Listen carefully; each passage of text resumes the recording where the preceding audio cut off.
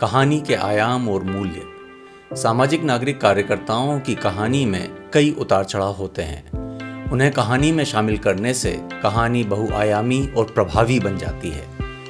उनके लिए कहानी कहना एक वैचारिक प्रक्रिया होती है।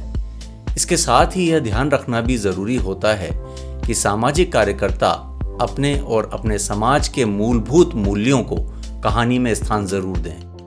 कहानी के वे कौन से आयाम होते हैं और कहानी में मूल्यों का अर्थ क्या है, इन प्रश्नों के उत्तर सक्षम कहानीकारी पॉडकास्ट श्रृंखला की इस 13वीं कड़ी में मिलेंगे।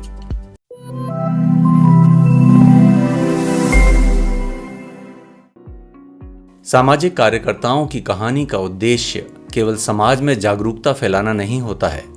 उनका उद्देश्य समाज में बदलाव की ज़रूरत और बदलाव के लिए किस तरह की भूमिकाएं निभाए जाने की ज़रूरत है, इस बारे में चेतना पैदा करना होता है।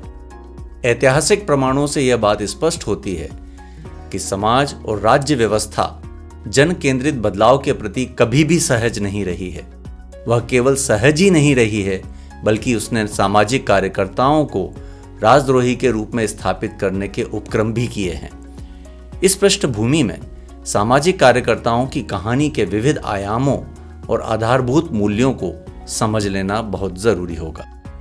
सामाजिक कार्यकर्ताओं की कहानी के दो प्रमुख आयाम होते हैं।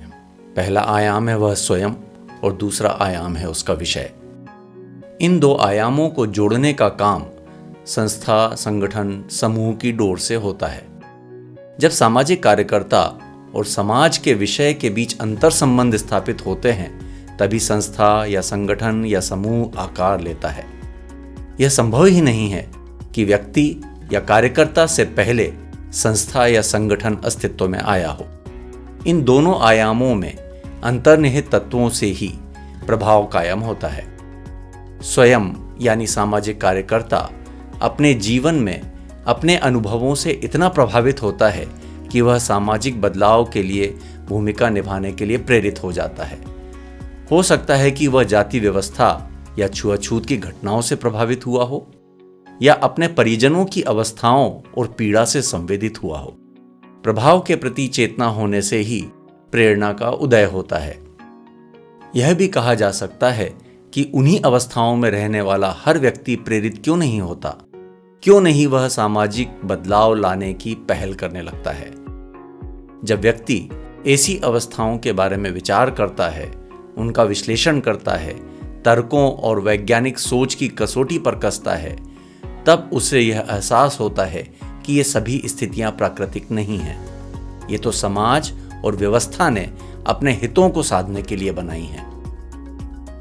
इस वैचारिक प्रक्रिया में संवेदनाएं और गरिमा के प्रति सजगता बहुत महत्वपूर्ण भूमिका निभाती है। इसके बाद उसे जीवन में एक लक्ष्य प्राप्त होता है, एक उद्देश्य प्राप्त होता है। जब वह अनुभवों के दौर से गुजरता है, तब उसे यह महसूस होना शुरू होता है कि उसका संघर्ष केवल उसके अपने हित, अपने लाभ के लिए ही नहीं है, बल्कि व्यापक समाज के लिए है, और उसमें साझापन या एकजुटता के प्रति सकारात्मक भाव पैदा होता है। इसी तरह जब हम किसी विषय या सामाजिक समस्या की बात करते हैं, तब सबसे पहले उसकी पृष्ठभूमि को लेकर स्पष्टता होनी चाहिए। यह समझना महत्वपूर्ण है कि कोई भी विषय केवल सामाजिक, आर्थिक या राजनीतिक नहीं होता है। उसके विविध पक्षों को समझने के लिए सतत विश्लेषण बेहद जरूरी होता है। इसके साथ ही विषय के ऐतिहासिक और सांस्कृतिक पहलुओं को समझने की अनिवार्यता भी होती है। जब विषय या समस्या के समाधान के लिए पहल की जाती है, तब उस पहल के दौरान पैदा हो रही सीखों और अनुभवों का निरपेक्ष आकलन किया जाना चाहिए। स्वयं यानी व्यक्ति या सामाजिक कार्यकर्ता और विषय या समस्या के परस्पर संबंधों की कहानी के माध्यम से व्यापक समाज, राजनीतिक समूहों, जनमाध्यमों, युवाओं, शिक्षकों, विषय विशेषज्ञों, शोधकर्ताओं को भी सामाजिक बदलाव की यात्रा में शामिल किया जा सकता है। कहानी कहन एक संजीदा और जिम्मेदार कला है, अतः इसका प्रयोग करते समय कुछ मूलभूत मूल्यों को अपनाया जाता है। इन मूल्यों को अपनाना कोई वैकल्पिक चयन नहीं बल्कि अनिवार्यता है। इन मूल्यों में सत्यनिष्ठा, सामूहिक बेहतरी, करुणा, वैज्ञानिक चिंतन और समीक्षा बेहद महत्वपूर्ण है। हमारे सामने एक तालिका है। इससे यह समझने में मदद मिलेगी कि सामाजिक कार्यकर्ता और सामाजिक मुद्दे के बीच के संबंधों का मतलब क्या होता है। इसके साथ ही इनका मूल्य आधारित संदर्भ क्या है। सबसे पहले हम देखते हैं सामाजिक कार्यकर्ता से संबंधित आयाम क्या हैं। इन आयामों में कुछ प्रश्न हमारे सामने आते हैं। सामाजिक कार्यकर्ता के अपने जीवन के अनुभव क्या हैं? समाज के प्रति नजरिया क्या है? सपनों का समाज कैसा है? संवेदनाएं संकुचित हैं या व्यापक हैं? समाज के विषय और समस्याओं के प्रति उसकी अपनी स्वयं की भूमिका का एहसास कैसा और कितना है? जीवन का उद्देश्य क्या है? वह उद्देश्य कितना निजी है और कितना सार्वजनिक है? क्या सामाजिक कार्यकर्ता में सामूहिकता और सह अस्तित्व की भावना है? उसके संघर्ष और जीवन के उतार चढ़ाव क्या रहे हैं?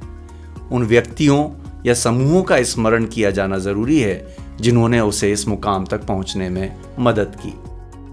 इसके बाद आते हैं विषय या समस्या से जुड़े पहलू पर। इससे संबंधित आयाम हैं, क्या विषय महत्वपूर्ण है? उस विषय की पृष्ठभूमि क्या है? उस विषय या समस्या से कौन प्रभावित है और क्यों? इसके सामाजिक, आर्थिक, राजनीतिक, सांस्कृतिक, पर्यावरणीय पक्ष कौन से हैं? इससे संबंधित नीतियां और कानून और योजनाएं क्या हैं? राज्य का नजरिया क्या है? क्या विषय और समस्या का विश्लेषण किया गया है? हमारी पहल के पीछे के लक्ष्य क्या हैं? पहल के अनुभव और सीखें क्या रही हैं? इसी तरह उसके सामने किस तरह की चुनौतियां सामने आई? विषय के बारे में क्या क्या नया सीखा गया? ये सारे पहलू उस विषय और सामाजिक कार्यकर्ता के बीच के संबंधों को स्थापित करते हैं। अब तीसरा प्रश्न यह है कि सामाजिक नागरिक कार्यकर्ता और संस्था के कौन से मूल्य कहानी कहन को प्रभावी बना सकते हैं?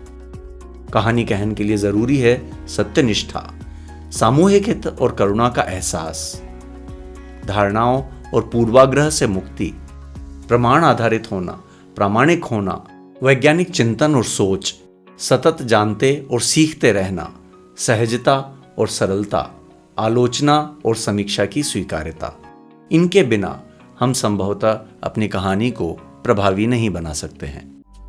सक्षम कहानीकारी पॉडकास्ट श्रृंखला की इस कड़ी में हमने जाना कि सामाजिक कार्यकर्ता, सामाजिक संस्था और सामाजिक विषय के बीच गहरे परस्पर संबंध होते हैं।